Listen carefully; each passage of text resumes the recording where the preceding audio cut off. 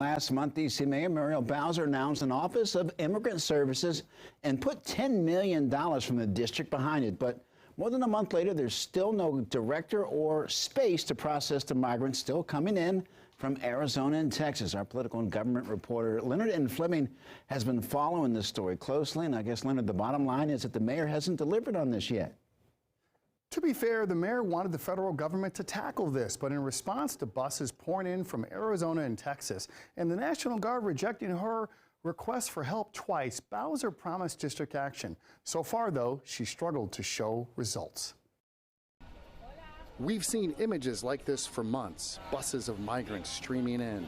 But since the mayor announced the creation of the Office of Migrant Services in early September, the caravans have shifted from Union Station to the vice presidential compound.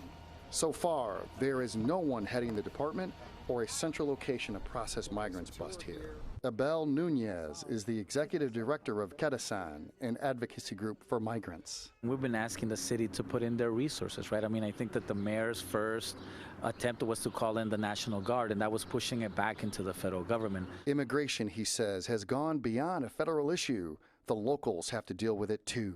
We're happy that the office is done, that an emergency was declared so that the mayor has the ability to shift some of her funding in her budget.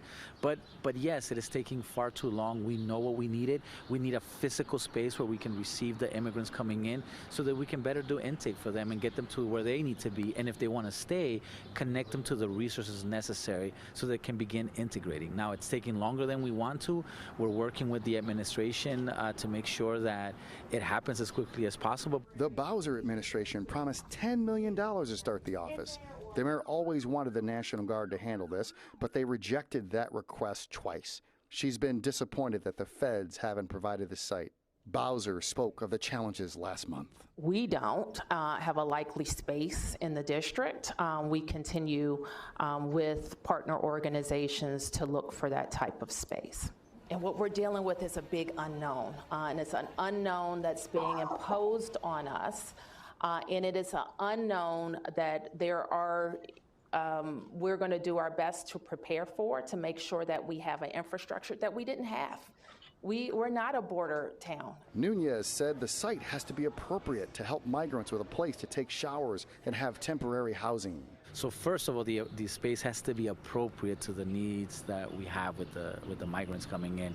I think second, also the office is coming in as a consultant, right? There's not a full position. There's no sense that in the next budget cycle it'll be included. So there's a lot of uncertainty. So I think people coming in may hesitate to take this position.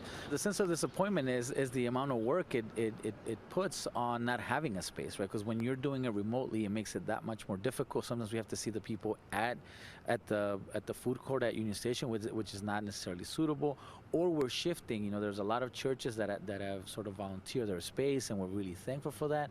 But what we need is consistent space, a space that can be open 24 hours, because buses come at all hours of the night. The mayor's office wouldn't comment on when they expect to have a leader in place or a location to process migrants. For DC News Now, I'm Leonard N. Fleming.